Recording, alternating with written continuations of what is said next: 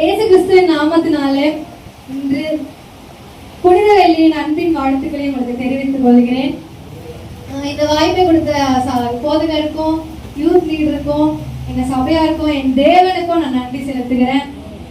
இந்த நாள் ஏசப்பா நம்மளுடைய பாவங்களுக்காக அவர் அடிக்கப்பட்டார், நொறுக்கப்பட்டார். அவருடைய மரணத்தை நினைவு கூறும்படியா தான் நம்ம இங்க வந்திருக்கோம்.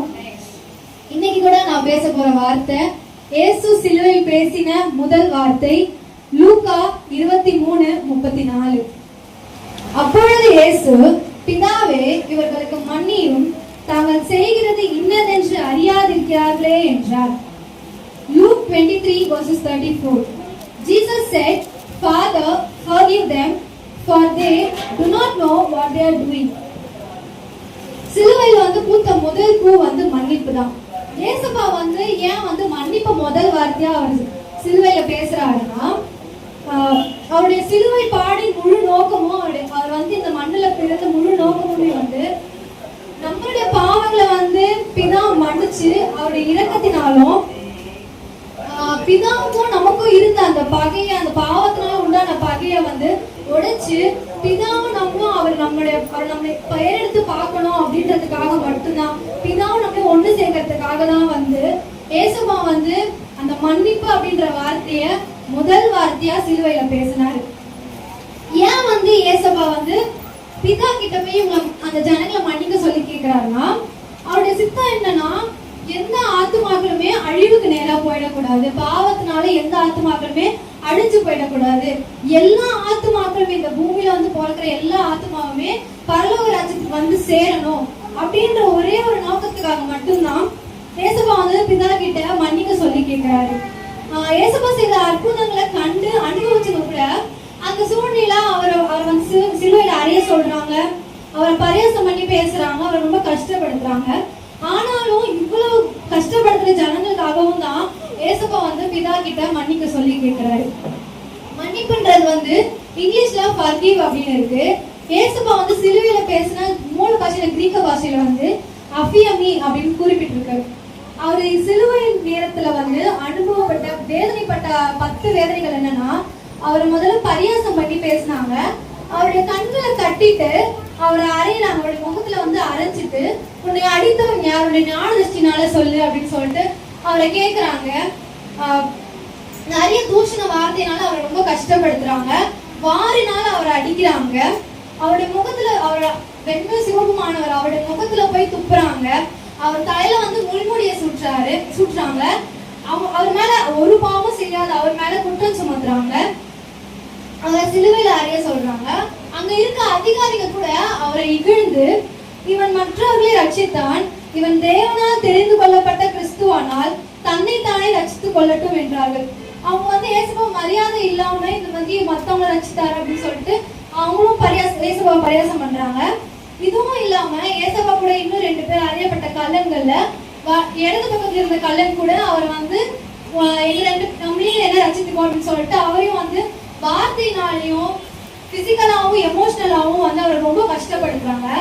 இப்படிப்பட்ட கொடிய வேதனைகளை அனுபவிக்கிற நேரத்துல கூட ஏசப்பா அந்த ஜனங்களுக்கு அவங்களுடைய அன்பு மாறாம எப்பயுமே அவருடைய அன்பு அதுலயே ஒருத்தன் நமக்கு கஷ்டப்படுத்தினா அவங்க மேல அன்பு காமிக்க மாட்டான். ஆனாலும் இவ்வளவு கொடிய வேதனை அவர் படுற போது கூட அவங்க மேல அன்பா இருந்து அந்த வேளையில அன்பின் ஜபமா பிதா கிட்ட ஏசப்பா இவங்களை மன்னிக்க சொல்லி அப்படி கேட்கிறாரு. ஏசப்பா சிலுவையில அறையப்பட்ட போது 3ஆம் மணி நேரமா இருந்தது, அதாவது காலையில 9 மணி அப்படின்ற மாதிரி இருந்தது. ஏசப்பா சிலுவையில இப்ப அரைஞ்சிட்டாங்க. அவர் பேச தொடங்குற முதல் வார்த்தை பிதாவே, இவர்களுக்கு மன்னியும், தாங்கள் செய்கிறது இன்னதென்று அறியாதிருக்கிறார்களே அப்படின்னு சொல்றாரு. இந்த வார்த்தைய 3ஆ பிரிக்கிறாங்க. ஃபர்ஸ்ட் ஏசப்பா பிதாவே அப்படின்னு சொல்லிட்டு அழைக்கிறார். ஏன் பிதாவை அழைக்கிறாருன்னா, பிதாவுக்கும் ஏசப்பாவுக்கும் இருக்கிற ஒரு தெய்வீக உறவையும் ஒரு தந்தை மகனின் உறவையும் வெளிப்படுத்துறதுக்காக அவர் பிதாவே அப்படின்னு சொல்லிட்டு முதல்ல அழைக்கிறாரு. ஏசப்பாவும் பிதாவும் எவ்வளவுக்கு நெருங்கி இருக்காங்கன்னு சொல்லிட்டு மத்தேயு 3:17 வெளிப்படுத்துது. ஏசப்பா இவ்வளவு கஷ்டப்படுற நேரத்திலையும் கூட அவர் மற்றவங்களை பார்க்கல, அவங்க அம்மா மரியாதை பார்க்கல, அவர் பிதாவை மாத்திரம் தான் பார்த்து பிதாவை அழைச்சாரு.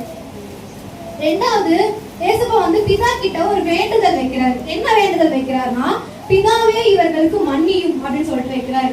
இந்த வேண்டுதல் வந்து என்னவா பாக்குறாங்க, இந்த வேண்டுதல் ஒரு ஜெபமா பாக்குறாங்க. ஏன் வந்து ஏசப்பா இந்த ஜனங்களுக்கு இப்படி ஜெபிக்கணும் அப்படின்னு சொல்லிட்டு பார்க்கும்போது ஏசாயா 53:12 அவர் தம்முடைய ஆத்துமாவை மரணத்தில் ஊற்றி அக்கிரமக்காரரில் ஒருவராக எண்ணப்பட்டு அநேகருடைய பாவத்தை தாமே சுமந்து அக்கிரமக்காரருக்காக வேண்டிக் கொண்டது நிமித்தம் அநேகரை அவருக்கு பங்காக கொடுப்பேன், பலவான்களை அவர் தமக்கு கொள்ளையாக பங்கிட்டுக் கொள்வார். முதல்ல அவர் ஏன் அவர் இங்க ஜெபிக்கிறாருன்னா, தேவனுடைய வார்த்தையை வந்து நிறைவேற்றுவதற்காக. பிதா வந்து ஏசியா தீர்க்கதரிசி மூலமா முன்னாடியே சொல்லிட்டாரு. என்ன சொல்லிருக்காருன்னா, தம்முடைய ஆத்மாவை அவர் மரணத்துல ஊற்றுவாரு, அக்கிரமக்காரங்களை ஒருவரா அவர் எண்ணப்படுவாரு, அன்னையனுடைய எல்லாருடைய பாவத்தையும் அவரே சுமப்பாரு. சுமந்தது மாத்திரம் இல்லாம அவங்க வந்து அக்கிரமக்காரங்களுக்காக அவர் வேண்டிக் கொள்வாரு அப்படின்னு சொல்லிட்டு பிதா வந்து ஏசியா தீர்க்கதரிசி மூலமா முன்னாடியே சொல்லிட்டாரு. இப்ப இங்க வந்து தேவனுடைய வார்த்தை நிறைவேற்றுறதுக்காக ஏசப்பா வந்து அங்க ஜெபிக்கிறாரு. ரெண்டாவது ஏசாயா 53:4-5 படி ஏசப்பாவுடைய மரணத்தின் நோக்கத்தை நிறைவேற்றுறதுக்காக மட்டும்தான் இந்த ஜெபத்தை வந்து அவர் ஏறெடுக்கிறாரு. மூணாவது ஏசப்பா வந்து பிதா கிட்ட வாதாடுறாரு. என்னன்னு வாதாடுறாருன்னா, இவங்க செய்யறது வந்து இன்னதென்று அறியாது இருக்கிறாங்க, இவங்க செய்யறது வந்து இவங்க அறியாம இருக்காங்க, அதனால இவங்களை மன்னிங்கப்பா அப்படின்னு சொல்லிட்டு சொல்றாரு. ஏன் இந்த ஜனங்களுக்காக வாதாடுறாருன்னா, அவங்க வந்து கிறிஸ்து யாருன்னு அவங்க அறியாம இருந்திருந்தாங்க. அதுக்காகவும் அந்த ஜனங்களுடைய செய்கள் அவங்க அறியாம இருக்காங்க, என்ன செய்யறாங்கன்னு சொல்லிட்டு அந்த ஜனங்க அவங்களே அறியவில்லை. அதனால ஏசப்பா வந்து இவங்களை மன்னிங்க அப்படின்னு சொல்லிட்டு வாதாடுறாரு. அடுத்து இப்ப ஏசப்பா வந்து சிலுவையில இப்படி ஜெபிக்கிறாருல பிதா கிட்ட. இப்போ ஏசப்பா ஜெபிச்சு பிதா என்ன பதில் கொடுத்திருக்காருன்னா, பழைய ஏற்பாட்டுல வந்து இப்போ பாவம் செஞ்சுட்டா அதுக்கு தண்டனை வந்து உடனே கிடைக்கும். அதுக்கு எக்ஸாம்பிள் வந்து காயினும் ஆபேலும். இப்போ நம்ம வந்து கிருபையின் காலத்துல இருக்கோம், அதாவது கிரேஸ் பீரியட்ஸ்ல இருக்கோம். அதனால தேவன் வந்து என்ன பண்றாரு, நம்ம செய்யற பாவங்களை வந்து ஏசப்பா நமக்காக சிலுவையில மன்னிக்க சொல்லி கேட்டதுனால மாத்திரம்தான் பிதா வந்து இப்ப நம்ம எந்த பாவம் செஞ்சாலும் அவர்கிட்ட மன்னிப்பு கேட்டா அவர் மன்னிக்கிறாரு. அந்த இதுதான் வந்து பிதா வந்து ஏசப்பா வந்து அவருடைய சிலுவையில ஜபத்துக்கான பதில் இதுதான். சரி, ஏசப்பா வந்து யாருடைய பாவங்கள்லாம் மன்னித்தாருன்னா, லூக்கா 5:18 திமிர்வாதக்காரனுடைய பாவத்தை வந்து மன்னிக்கிறாரு. அடுத்து யோவான் 8:3 ஒரு விபச்சாரியோட பாவத்தை வந்து அவர் மன்னிக்கிறாரு. மார்க் 2 பேதுரு வந்து அவரை மறுதலிச்சோம், ஆனாலும் அவர் செஞ்சதை அவர் மன்னிச்சு அவரை ஏத்துக்கிறாரு ஏசப்பா. அடுத்து லூக்கா 23:39 ஏசப்பாவோட வலது பக்கத்துல இருந்த கல்லனை ஏசப்பா மன்னிச்சு அவனை ரட்சித்து அவனுக்கு ரட்சிப்பு கொடுக்குறாரு. அடுத்து இப்போ இதெல்லாம் வந்து ஏசப்பா மன்னிச்சாரு. ஏசப்பா கூட இருந்த ஒருத்தரும் மன்னிச்சிருக்காரு. அப்போஸ்தலர் 7:61 ஸ்தேவானும் ரத்த சாட்சியா மரிக்கிறதுக்கு முன்னாடி மரிக்கும் போது அவர் வந்து ஏசப்பா கிட்ட வந்து இந்த மாதிரி இவங்களுடைய பாவங்களை மன்னிங்க அப்படின்னு சொல்லிட்டு சொல்லியிருக்காரு. இப்போ நம்மளுடைய பாவங்கள் வந்து மன்னிக்கப்படணும்னா நம்ம என்ன பண்ணணும்? பேசுங்க, சத்தமா மன்னிப்பு கேட்கணும். நம்மளுடைய பாவங்கள் மன்னிக்கப்பட வேண்டும்னா நாம மன்னிக்கணும். சரி, நம்ம எப்படி மன்னிச்சா தேவன் நம்ம எப்படி மன்னிப்பாருன்னா, எபேசியர் 4:32 படி நம்ம தயவாயும் மன உருக்கமாவும் நம்ம மத்தவங்களை மன்னிச்சா நம்மளுடைய பாவங்களையும் பின்ன மன்னிப்பாரு. மத்தேயு 18:35 நம்ம மனப்பூர்வமா மன்னிச்சா பிதாவும் நம்முடைய பாவத்தை வந்து மனப்பூர்வமா மன்னிப்பாரு. அடுத்து எத்தனை முறை மன்னிக்க வேண்டும் அப்படின்னா, மத்தேயு 7:70 கரெக்ட் தான், 7:70 மன்னிக்கணும் அப்படின்னு சொல்லிருக்காங்க. ஆனா அத்தனை நாளும் வந்து நம்ம வாழ்நாள் முழுவதுமே நம்ம மன்னிச்சுட்டே இருந்தாதான் நம்மளுடைய பாவங்களும் வந்து மன்னிக்கப்பட்டுட்டே இருக்கும்.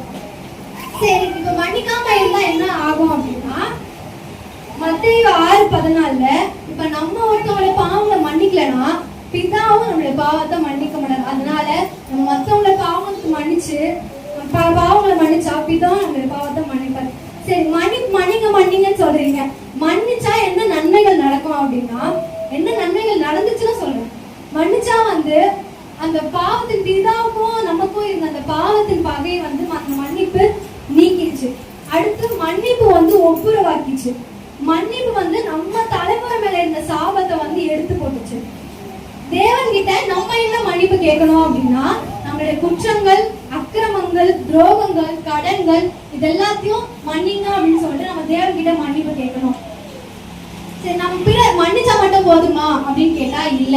மன்னிச்சு மத்தவங்க கிட்ட எப்படி இருக்கோம்னா, யோவான் 13:34 ஏசப்பா நம்ம கிட்ட அன்பா இருக்கிறது போல மத்தவங்களையும் நம்ம மன்னிச்சு அவங்க மேல அன்பா இருக்கணும். மன்னிக்க சொன்னாங்களே நம்ம மன்னிக்காம மன்னிச்சு அவங்க மேல நம்ம அன்பா இருக்கணும்.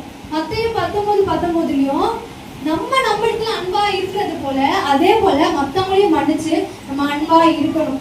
சரி, அன்பா இருங்கன்னு சொல்றீங்க. ஆனா எந்த அளவுக்கு அன்பா இருந்து நம்ம எந்த அளவுக்கு மன்னிக்கப்படும் அப்படின்னா, லூக்கா 7:47 இப்ப நம்ம 1% மன்னிச்சா நமக்கு 1% தான் நம்ம மேல அன்பு கூறப்படும். நம்ம எவ்வளவுக்கு எவ்வளவு நம்ம ஒருத்தவங்களை மன்னிக்கிறோமோ அவ்வளோக்கு அவ்வளோ நம்ம மேல அன்பு கூறப்படும். இது வந்து எப்படின்னா ஒரு கிவ் அண்ட் டேக் பாலிசி மாதிரி. நீங்க இவ்வளோ அன்பு கூர்ந்தீங்கன்னா உங்க மேல இவ்வளோ மன்னிக்கப்பட்டிருக்கும் அப்படின்னு சொல்லிட்டு, இது வந்து ஒரு எக்ஸாம்பிள் எங்க இருக்கோம்னா, லூக்கா 7 அந்த பாவியான ஸ்திரீ மேல இயேசு சொல்லியிருப்பாரு, இவள் மிகவும் அன்பு கூர்ந்தாள், அதனால இவளோட பாவங்கள் வந்து மிகவும் மன்னிக்கப்பட்டுச்சு அப்படின்னு சொல்லிட்டு சொல்றாரு. அதனால நம்ம நிறைய மன்னிச்சாதான் நம்ம மேல நிறைய அன்பு கூறப்பட முடியும். கடைசியா என்னன்னா, நம்முடைய வாழ்க்கையில வந்து மற்றவங்களை மன்னிக்கும் போது சிலுவை அப்படின்னாலே என்ன ரெப்ரசென்ட் பண்ணுது? சிலுவை அப்படின்னாலே அன்பு தான். ஏசப்பா நம்ம மேல அன்பு வச்சுதான் அவ்வளவு பாடுகளையும் ஏற்றுக்கொண்டாரு. அதே போல நம்ம வந்து மத்தவங்களை மன்னிக்கும் போது ஏசப்பா சிலுவையில நமக்கு கொடுத்த அன்பைய இந்த உலகத்துக்கு கொடுக்குறோம். ஏசப்பா வந்து எனக்கு இந்த அன்பை கொடுத்தாரு, உன்னை நான் மன்னிச்சு நான் என்னுடைய அன்பை கொடுக்குறேன் அப்படின்னு சொல்லி மத்தவங்களுக்கும் நம்ம அன்பா இருக்கணும். மன்னிப்பு அப்படின்றது வந்து ஏசப்பா வந்து சிலுவையில பலவீனமா பார்க்கல, அதை ஒரு பலமா பார்த்தாரு. அதனால நம்ம ஒருவர் மன்னிச்சு ஒருவருக்கு ஒருவர் அன்பா இருக்கணும். கர்த்தர் இந்த வார்த்தை கொடுத்து